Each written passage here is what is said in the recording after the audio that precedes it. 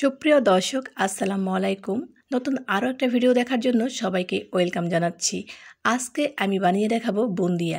রমজান মাসে এই বুন্দিয়া না হলে কিন্তু একদমই চলে না।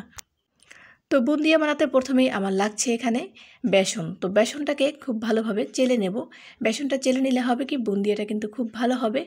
আর বেসনটা সবসময় কিন্তু চেলে নিতে হবে, না হলে এরকম দানা দানা কিন্তু থেকে যাবে আর বেসনটা স্মুথ হবে না। তো এখন 1 চামচ পরিমাণের বেকিং পাউডার দিয়ে দিচ্ছি আর পরিমাণ মতন লবণ দিয়ে দেবো। বুন্দিয়া বানাতে খুব বেশি উপকরণের দরকার হয় না, কিন্তু বুন্দিয়াটা খেতে অসম্ভব ভালো লাগে। তো আমি একটু বুন্দিয়াটা মেখে নিচ্ছি। একটু একটু পানি দিয়ে আমি ডোটাকে তৈরি করে নেব। খুব বেশি পানি একসাথে দেওয়া যাবে না, একটু একটু করে এটাকে মেখে নিতে হবে, কারণ বুন্দিয়া বানাতে পরিমাণ মতন পানি দিতে হবে, না হলে কিন্তু বুন্দিয়াটা পারফেক্ট হবে না। তো আমি একটু একটু সামান্য করে পানি দিচ্ছি পারফেক্ট ঘনত্বটা রাখার জন্য।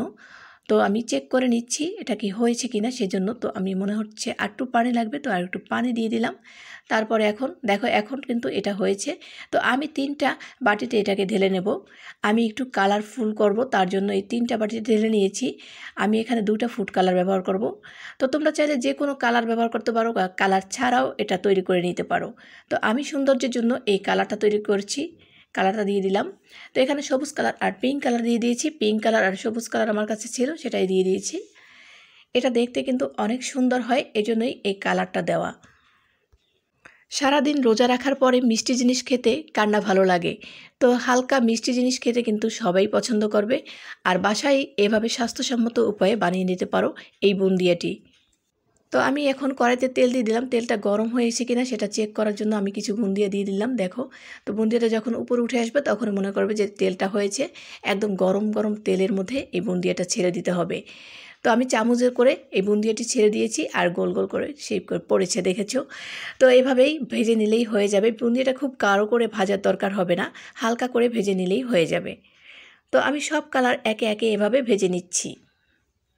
বুন্দিয়াটা বানানো এতটা সহজ যে যে কেউ এটা কিন্তু বানাতে পারবে।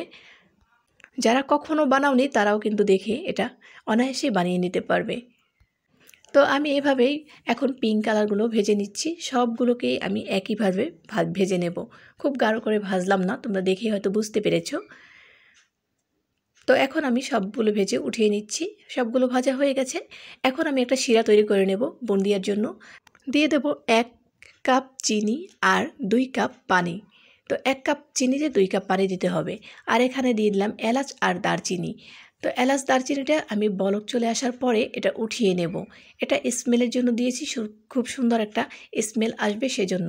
তো বুন্দিয়াগুলো দিয়ে আমি কিন্তু চুলার আঁচটা আর রাখবো না, চুলার আঁচটা কিন্তু আমি বন্ধ করে দেব। 5-10 মিনিট ঢেকে রেখে দেবো, তারপর উঠিয়ে নিলেই হয়ে গেল বুন্দিয়া। তো আশা করি আজকের এই ভিডিও ভালো লেগেছে। ভিডিও ভালো লাগলে চ্যানেলটির সাথে থেকো। সবাই অনেক ভালো থেকো। আল্লাহ হাফেজ। আসসালামু আলাইকুম।